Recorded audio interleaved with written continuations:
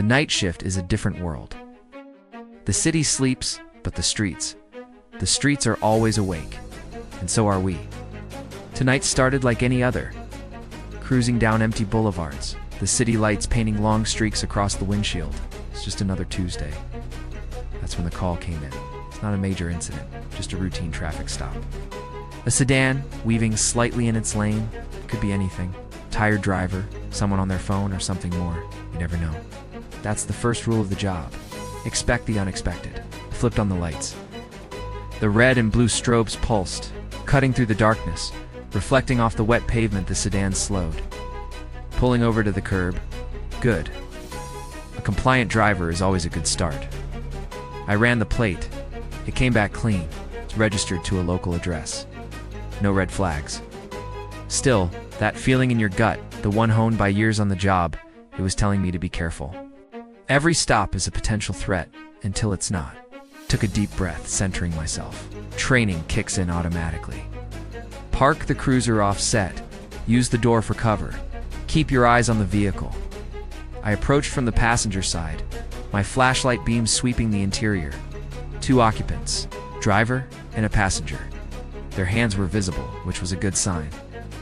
But their faces, they were tense. Too tense for a simple traffic violation. Good evening, folks. Officer Miller with the city police, I said, my voice calm but firm. The reason I pulled you over is you were swerving a bit back there. Is everyone okay? The driver, a young man, probably in his early 20s, just stared straight ahead. He was gripping the steering wheel so hard his knuckles were white. The passenger, equally young, wouldn't make eye contact, just kept looking at his lap. The air in the car was thick with a tension you could almost touch. License and registration, please, I requested. The driver's hands trembled as he reached for the glove compartment. His movements were jerky, unnatural. My own hand instinctively moved closer to my side. A subconscious readiness drilled into me at the academy. It's not about aggression, it's about survival. Composure is everything. If I escalate, they escalate. My job is to de-escalate, to control the situation, to make sure everyone goes home safe. It includes me, and it includes them. He fumbled with the papers, finally handing them over. His name was Kyle. The passenger was still silent, a statue of anxiety. Kyle, I started, keeping my tone even. I'm going to be straight with you. You both seem incredibly nervous. Is there something in the car I should know about? Anything at all? Silence. The kind of silence that's louder than any noise? This is the moment where things can go one of 2 ways. It's a crossroads. Your training, your instincts, your ability to read people, it all comes down to this. I decided to change my approach. I wasn't getting anywhere with the direct questions. Like I said, softening my voice just a bit. It's late. Maybe you're just tired. But the tension in this car is off the charts. My job is to make sure the roads are safe. That's it. Talk to me. Help me understand what's going on.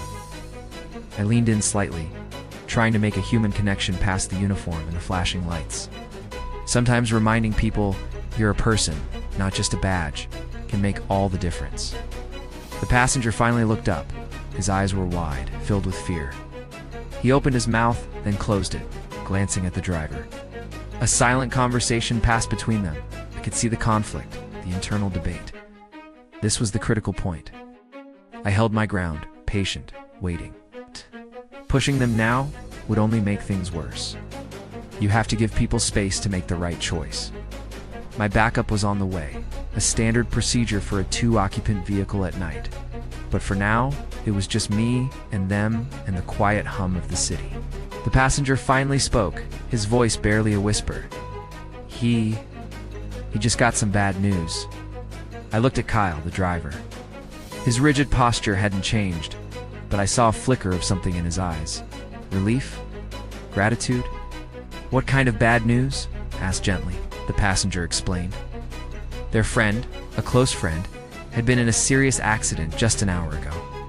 They were rushing to the hospital, not thinking straight, their minds a chaotic mess of worry and fear. The swerving wasn't because of impairment, it was because of distraction, a mind consumed by panic. Suddenly everything clicked into place. Tension, the fear, the white-knuckle grip on the steering wheel. It wasn't hostility, it was anguish. They weren't a threat. They were just two kids in a world of hurt. My own posture relaxed. The invisible wall between us started to come down. "The hospital?" I said. "Which one?" They told me. "Okay, I understand. I'm very sorry to hear about your friend." I handed back the license and registration. "I'm not going to write you a ticket, but you can't drive like this. You're a danger to yourself and everyone else on the road." Kyle finally looked at me, his eyes glistening. He nodded, unable to speak. "Here's what we're going to do," I continued, my voice now shifting from officer to helper. "I'm going to escort you to the hospital. Follow my car. Drive slowly. We'll get you there safely."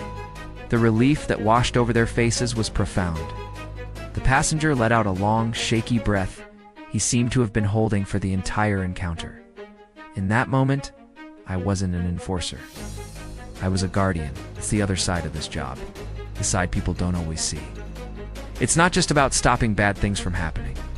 It's about helping good people get through the worst moments of their lives. We drove through the sleeping city, my cruiser leading the way. The flashing lights now a beacon of safety, not of enforcement. We pulled up to the emergency room entrance. I got out of my car and walked over to them one last time. "I hope your friend is okay," I said, and I meant it. "Get inside. And please, be safe." Kyle finally found his voice. "Thank you, officer. Thank you. It's moments like these that remind you why you put on the uniform every day. It's not for the thrill or the authority. It's for the opportunity to make a positive difference, even in the smallest of ways. Training teaches you tactics and procedures. Experience teaches you when to use them and when to just be a human being. The ability to stay calm, to read a situation, and to choose compassion over confrontation. That's what saves lives.